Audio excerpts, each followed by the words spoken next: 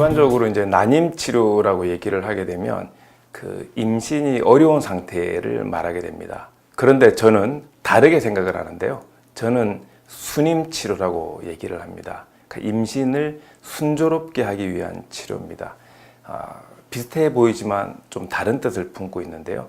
결국 순임 치료의 목표는 임신이 될 것이다라고 하는 그 긍정적인 마음으로부터 출발을 하는 겁니다.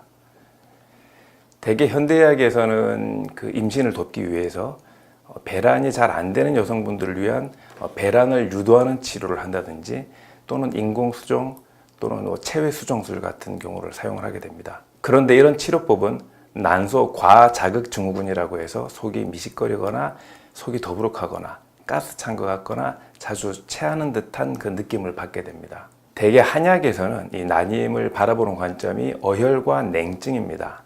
이 어혈이라는 것은 혈액순환이 안 되는 상태를 말하고요. 이제 냉증이라고 하는 것은 자궁을 둘러싼 여성과 남성의 몸 상태가 상대적으로 차다라는 걸 의미합니다.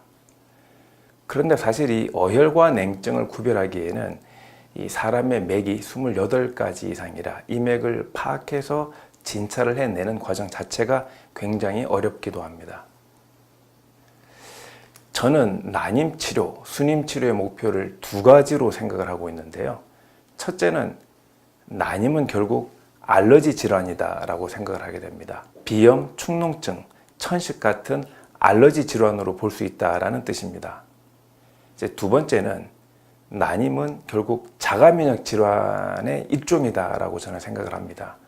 흔히 말해서 백반증, 류마티스 관절염 같은 질환처럼 자가면역 질환으로 보고 그런 가설하에 치료로 나아가야 된다라고 보는 겁니다. 따라서 저는 이 난임 치료, 이 순임 치료를 자가면역 알러지 질환 또는 자가면역 질환처럼 접근해서 조금 더 포괄적으로 치료를 해야 된다고 생각을 합니다. 난자와 정자 또는 난자와 정자가 만나는 자궁만 국한적으로 보는 것이 아니라 그 밖의 모든 것들을 관찰을 하는데 거기에서 가장 중요한 것은 저는 결국 그 부부가 혼연일체 되는 것이라고 생각을 합니다. 결국 자궁에서 난자와 정자가 만나더라도 부부가 포괄적 측면에서 혼연일체가 되지 않으면 그 난자와 정자가 만나서 수정란이 되기도 힘들고 수정란이 자궁에 착상되기도 힘들고 착상이 되었다고 하더라도 자라기는 더더욱 힘들다고 봅니다. 그래서 결국 순임 치료의 핵심은 부부가 혼연일체 될 수 있도록 도와드리는 것이라고 생각을 하게 됩니다. 그래서 어떤 의미에서 난임 치료의 핵심은 부부가 부부답게 되는 것, 부부가 법적으로는 그 이전에 이미 부부가 되었지만 임신을 위해서 한 번 더 임신을 위한 진정한 부부가 되도록 도와드리는 것, 그게 제가 지향하는 난임 치료의 핵심이 되겠습니다.